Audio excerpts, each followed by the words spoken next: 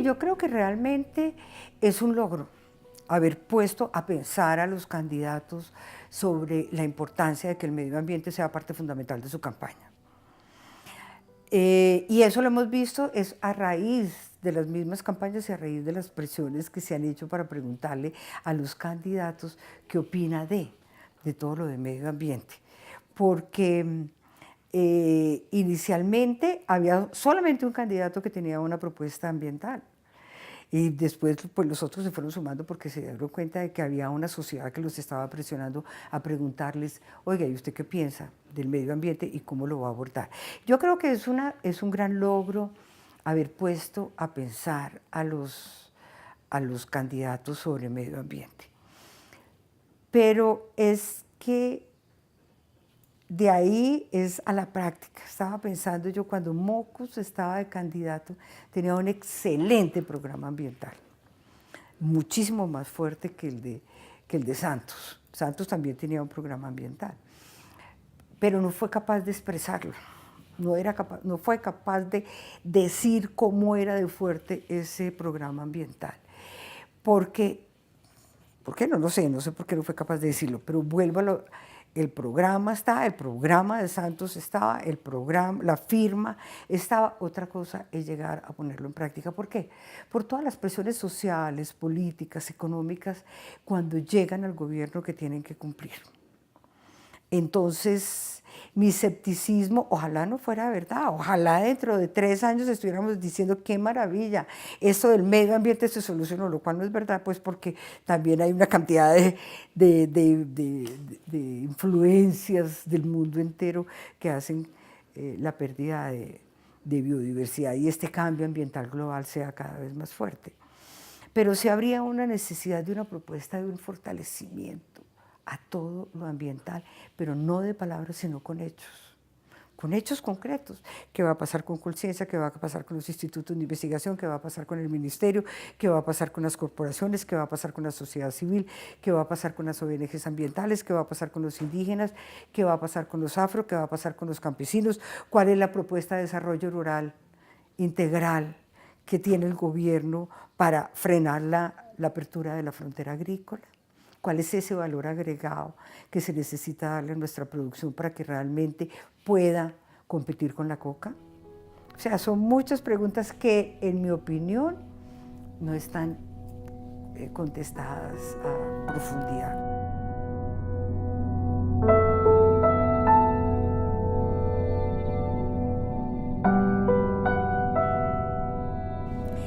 Yo no hablaría de cuáles son esos temas ambientales que faltan. Los temas ambientales están identificados. Todos los candidatos, de alguna u otra manera, unos mejor que otros, lógicamente, han hablado de ellos. A mí me preocupa es el cómo. El cómo van a hacer para afrontar esos problemas. Se quedan en los lugares comunes. Se quedan en qué vamos a hacer, vamos a ver, vamos a crear. Indudablemente uno de los grandes problemas que tenemos en este momento es la deforestación, no solamente desde el punto de vista ambiental, sino social, económico, político, de seguridad. ¿Y cuáles son realmente lo que se está haciendo para la propuesta que hay para combatir la deforestación? No hay ninguna que diga que realmente lo que se van a trabajar es desde la parte, dijéramos, sistémica. ¿Dónde está la propuesta de una ley o decreto o lo que queremos llamarlo que diga que el que deforeste no van a ser posible titular esas tierras? ¿Qué es lo que está pasando ahora en este momento con la deforestación?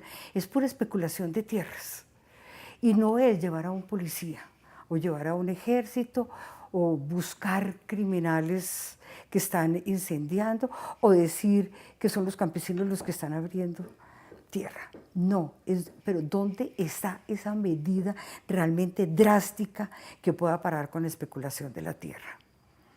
La minería, el gran problema, porque el Estado no ha sido cómo manejarlo, porque la minería es una manera de la gente tener ingresos para vivir. Pero entonces, ¿cómo va a ser eso? ¿Cómo va a ser la participación? En todo el tema ambiental, la palabra comunidad sale. No, vamos a hablar con la comunidad, pero después de hablar con la comunidad, ¿cuál va a ser esa ruta que va a seguir un gobierno para realmente tomar decisiones basadas en la comunidad, pero basados en la ciencia y en la parte técnica también? ¿Cómo va a ser, cómo van a hacer para conjugar ese diálogo? Porque no creemos que sea solamente lo que diga la comunidad o solamente lo que digan los científicos. Tienen que trabajar de la mano y eso no se ha podido y eso no hay una propuesta. Ahí, a mí me impresiona mucho que unido a la parte ambiental hay unos temas que nunca salen. Pobreza. ¿Cómo va a ser la lucha de la pobreza desde el punto de vista ambiental? Se tienen como unas cosas separadas y se habla poco. Equidad. Sin equidad no hay conservación del medio ambiente. Es imposible decir que podemos tener una sociedad tan inequitativa como la que tenemos en este momento y decir que puede haber un ambiente sano. ¿Cómo va a ser para acabar con esa inequidad? Para esa participación. La participación es fundamental. Oír la participación de las comunidades, de la academia, de las ONGs, sentar a todos a dialogar a ver cuál es eso que necesitamos, para mí es fundamental. Ninguna campana lo ha dicho. Lo tocan, sí, vamos a oír a las comunidades, sí, vamos a oír a la ciencia, vamos a crear un ministerio, vamos a hacer esto, pero no ninguno ha establecido cuál va a ser esa ruta a seguir para que realmente tenga igual peso lo que siente una comunidad, sus necesidades, su territorio, a hablar, a estar con toda la información técnica y científica que se pueda producir. Y ahí nos lleva a otro tema, digamos, que es la conservación. Y cómo terminar esa retórica que salen todos los presidentes, ministros a decir, somos el país de mayor biodiversidad, somos la maravilla, tenemos todo eso, pero no hemos sido capaces de plantear realmente una bioeconomía, una economía y un desarrollo basado en nuestra biodiversidad. Y seguimos de todas maneras teniendo el extractivismo ahí detrás, ahí detrásito, ver si comenzamos, pero vamos a ver, pero no se ha planteado cómo puede ser un plan de desarrollo basado en la biodiversidad, que es lo que deberíamos hacer. Y tenemos la creación de parques nacionales. Yo diría que es excelente que se hayan creado tantos parques nacionales, pero es momento de empezar a pensar cómo es ese sistema y cómo lo vamos a fortalecer. Cómo vamos a trabajar con los indígenas y con las comunidades afro que son los dueños de estos territorios. ¿Dónde están las propuestas? Solamente vuelvo a decir que se quede en la retórica y que vamos a trabajar con los indígenas, vamos a trabajar con los afro. No, ¿cómo se va a hacer? Realmente para fortalecerlos y que sean ellos realmente los que puedan ejercer toda la gobernanza sobre su territorio y sobre los bosques. Trabajar con la sociedad civil. Estos gobiernos de hace 16 años para acá o más, lo que han hecho es debilitar a la sociedad civil. Y la sociedad civil local, esas pequeñas organizaciones que trabajan desde lo local, con las uñas, pero que son realmente el contacto con, podría ser un gobierno realmente inteligente, debería ser el contacto entre el gobierno y lo local. El gobierno y lo que está pasando en el territorio, el gobierno y las propuestas del territorio, porque generalmente el gobierno está en Bogotá y poco se conoce de lo que pasa en el territorio. Y son esas pequeñas organizaciones que acabamos de ver con esta cosa absurda de los ESAL y la DIAN, que con orgullo leía yo el domingo pasado que la señora decía, uy, solamente quedaron 50.000 organizaciones de las 190.000 que había. ¡Qué maravilla! Lo logramos. Perdón, lograron acabar con una cantidad de organizaciones pequeñas que trabajan solamente por su voluntad de trabajar con las comunidades o de trabajar por el medio ambiente, pequeñas organizaciones, pequeños grupos de jóvenes, de mujeres, de entusiastas del medio ambiente.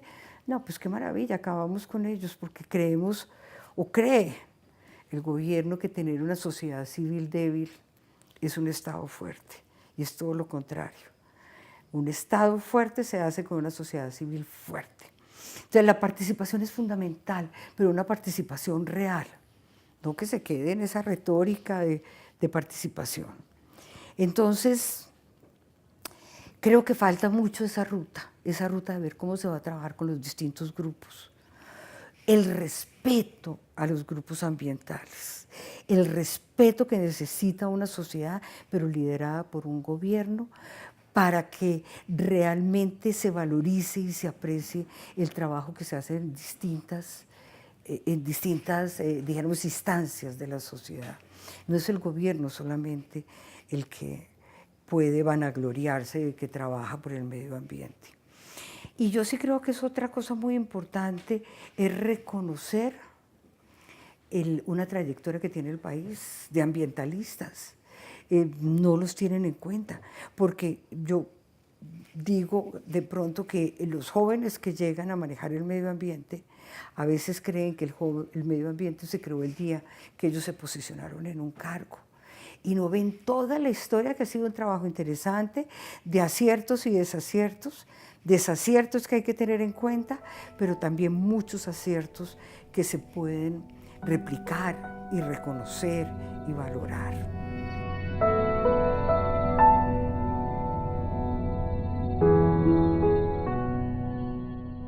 Yo creo que hay muchas campañas y yo te hablaba de esa transversalidad en cómo en las campañas no está muy claro la relación entre pobreza y medio ambiente, en cómo los más pobres son los que sufren el medio ambiente. Bueno, estamos viendo todos los desastres que pasan día a día y no es culpa de la gente. Como algunos han dicho, pues es que para qué se van a vivir a la orilla del río, pero por favor, no es que ellos quieran, pero es que para qué se van a... No, es porque una sociedad que los presiona a eso. ¿Y cómo hacer esa lucha contra la pobreza? Que realmente asociada a esos beneficios ambientales que debe tener todo el mundo, consagrados en la Constitución también, que todos tenemos derecho a un ambiente sano. Lo de la equidad, vuelvo a decir, es imposible hablar de sostenibilidad, de desarrollo sostenible, si nosotros no pensamos en una sociedad más equitativa. No he visto, puede que esté equivocada, pero no he visto que ninguno de los candidatos diga mi plan de desarrollo económico de los próximos 4 años va a ser basado en la biodiversidad. Va a ser, algunos dicen va a ser en el cambio de energías, otros dicen va a ser en la restauración ecológica, pero ninguno ha dicho mi plan de desarrollo está basado en la biodiversidad. ¿En cómo?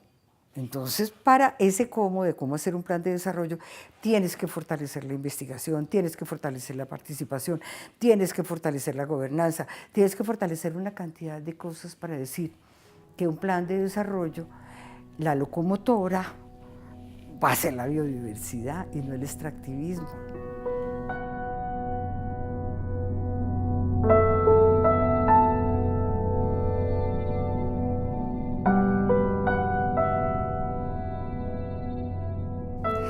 Yo sí creo que es coyuntural. ¿Y por qué ¿cómo decías tú, mi pesimismo? Un poco de pesimismo, porque no es la primera vez que un gobierno, acuérdate, Santos se posicionó yendo a la mama, de los mamos, perdón, a hacer la promesa de que iba a conservar el medio ambiente. Y antes los firmó el Pacto por el Medio Ambiente, si tú te acuerdas, y siempre que va en todas partes, él saca como el gran ambientalista. Entonces sabemos también en este momento, no solamente en Colombia, sino en el mundo, cómo eso da réditos políticos, hablar del medio ambiente. Y hablar del medio ambiente, buenísimo, buenísimo, pero realmente, ¿cómo se va a hacer? ¿Dónde está la propuesta realmente? Y hay propuestas buenas, hay propuestas de candidatos buenas, muy buenos, hay candidatos que saben mucho del medio ambiente y hay candidatos que lo están haciendo, pero a mí me falta es cómo se va a dar el paso del discurso a la realidad. Cómo va a ser realmente el fortalecimiento de los que en manos de ellos está el medio ambiente.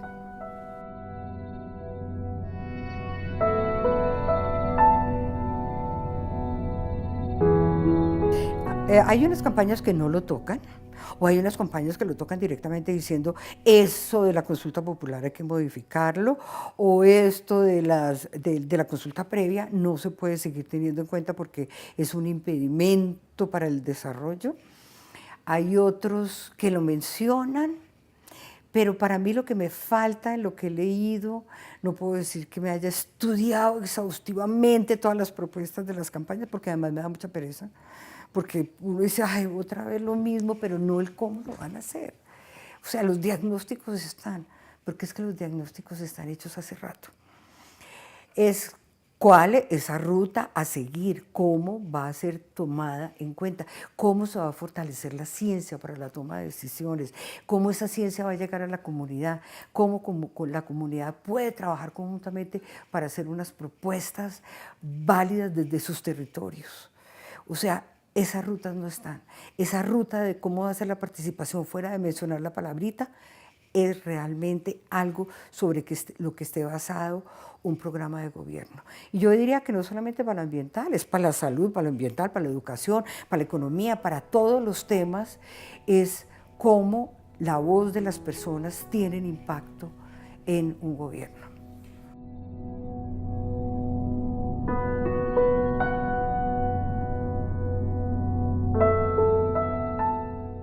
Es importante tener divisiones porque somos distintos y eso es lo que enriquece el debate. A mí no me preocupa que tengamos posiciones diferentes mientras seamos capaces de sentarnos y conversar. Y lo que tú me acabas de decir para mí son las dos cosas.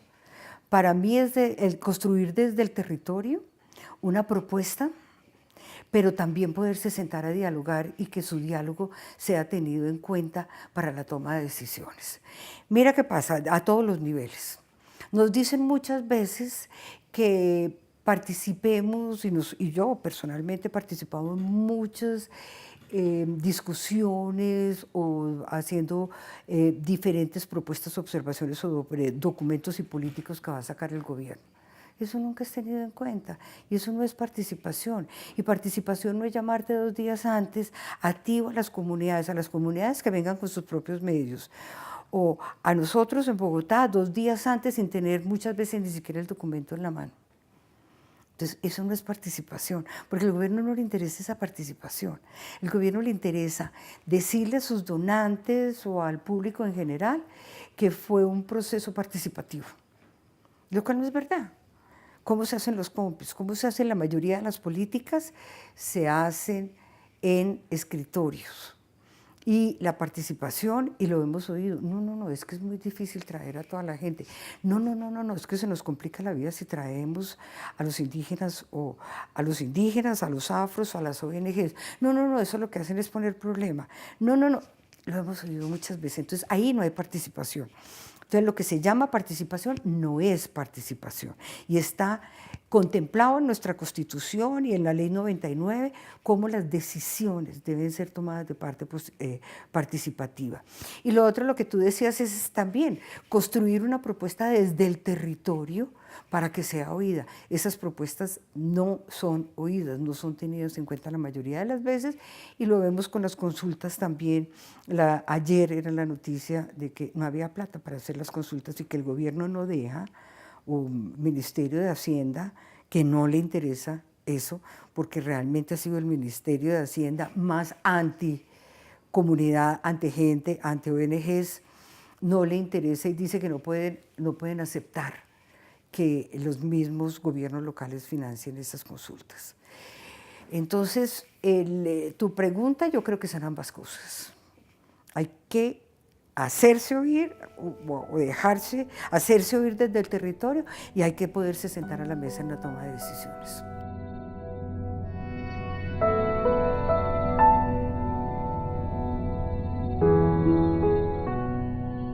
Y no solamente los ambientalistas, es que lo del medio ambiente afecta a todo el mundo. Entonces sí hay que tener una veeduría mucho más rigurosa. Y el gobierno tiene que oír mucho más a los que hacen, porque realmente hemos hecho veeduría, muy poca. Ahora le están haciendo los jóvenes. Los grupos de los jóvenes son los que más luchan, más veeduría están haciendo y más activismo que llamas tú le están haciendo. A veces yo pienso, no sé si, cómo hacer ese activismo para no generar rechazo y malinterpretación y desprecio, porque esa es la palabra, en los tomadores de decisiones. Ah, no, esos son los muchachitos mismos que están gritando, ah, no, esos son... Entonces, basado en mucho conocimiento, yo sí creo que la ciencia tiene que ser el gran aliado del activismo. La ciencia tiene que ser el gran aliado de la participación y, lógicamente, de la toma de decisiones. No me preguntes cómo hacer para que los tomadores de decisiones tengan en cuenta la ciencia, porque nunca la tienen. Eso es otro punto, cómo en un congreso realmente se oye a los que están generando información para la toma de decisiones, que van más allá solamente de los institutos de investigación, son muy importantes, pero la sociedad civil y el territorio, digamos, la gente del territorio genera mucha información importante para la toma de decisiones que no es tenida en cuenta la mayoría de las veces.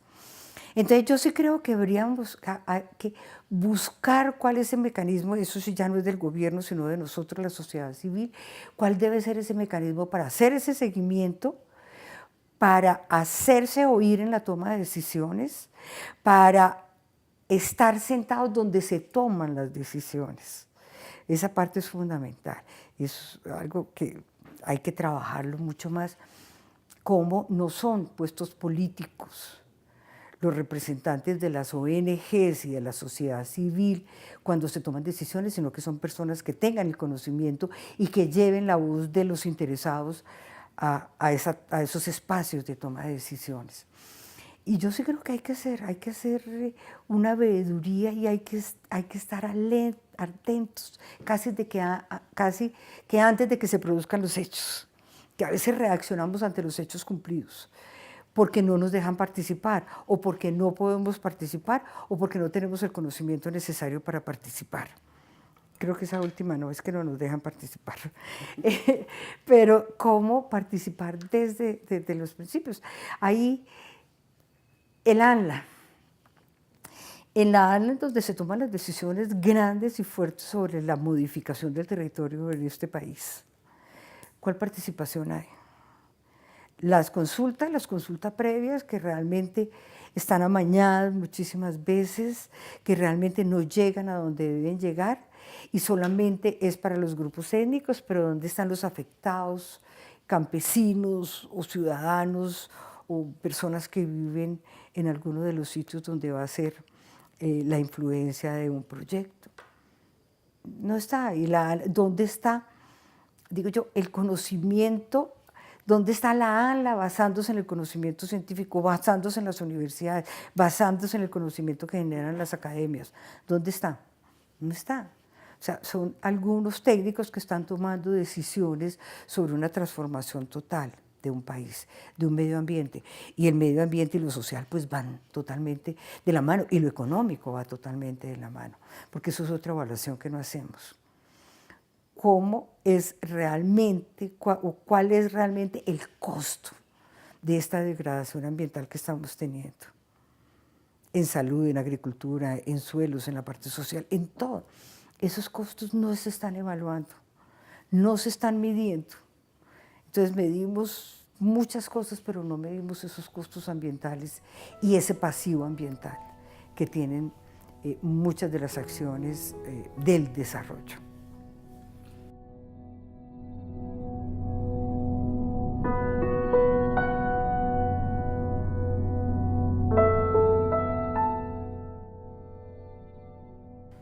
Entonces la conservación tiene que ir muchísimo más allá de la creación de parques nacionales. Y creo que te empecé diciendo que me parecía muy bien que se hubieran creado tantos parques nacionales, pero hay una preocupación grande y es cómo se van a mantener esos parques nacionales. ¿Dónde están los recursos realmente, que no sean de cooperación internacional, sino de compromiso del gobierno para mantener esos parques nacionales? Porque parques nacionales va mucho más allá de crearlos. Pero además, cómo unir todas las estrategias, llamémoslas como se llama ahora, estrategias complementarias de conservación. Y cómo trabajar con los indígenas y con los afros, que tienen el 33% del territorio donde están los bosques, cómo trabajar en esa gobernanza forestal o esa gobernanza de conservación para que realmente se reconozca su trabajo, pero también se multiplique su trabajo y también se valore y no sea, y va mucho más allá de la ley de pago por servicios ambientales. Esto hay que trabajar directamente con la gente, reconocer su conocimiento y su valor y ver cómo realmente salen adelante, porque es que ese pago por servicios ambientales está muy bien, pero creo que hay que darle una mirada profunda de cómo hacer un programa de esos sostenible realmente y que pueda llevar a un bienestar de la comunidad, a un bienestar social, que sea sostenible en el tiempo. Entonces, eso y la otra cosa que yo te decía son todas las estrategias que las organizaciones de la sociedad civil hacemos para hacer conservación que no son tan tenidas en cuenta.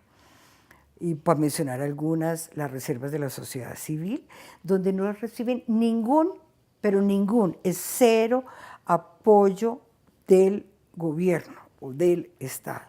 Y no estoy hablando por las reservas de la fundación, estoy hablando como cuando hablábamos de los grupos locales, estoy hablando de la gente que por puro amor tiene su reserva, pero no tiene ninguna oportunidad, ningún apoyo, perdón, y les toca con las uñas mantener las reservas. Y hay muchas que se van acabando porque ¿de dónde hago? Pues vendo la tierra, tengo que vender la tierra. Eso, los acuerdos de conservación.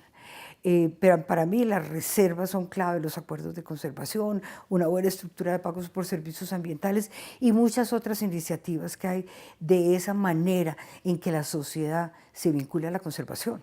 Y la conservación deje de ser un tema del gobierno y se valore realmente lo que significa para mí como ciudadano tener un país rico en biodiversidad. Eso no lo tenemos, porque no, por todo lo que decimos, es una economía basada en el extractivismo y no en la biodiversidad. Y programas como biocomercio se han desaparecido. O sea, que cómo ese programa era tratar de que la biodiversidad realmente tuviera importantes ingresos para las comunidades. Pero eso significaba grandes recursos para la investigación y grandes recursos para la implementación de proyectos y de crear productos, como de pronto se ha hecho en Perú. Aquí no tuvimos eso. Y ya nadie habla de biocomercio, ni de repartición equitativa de los beneficios de la biodiversidad, ni casi ni del conocimiento de la biodiversidad. Entonces es muy preocupante que siendo a boca llena, que decimos que somos un país megadiverso, cada vez haya el tema de la biodiversidad esté más opacado.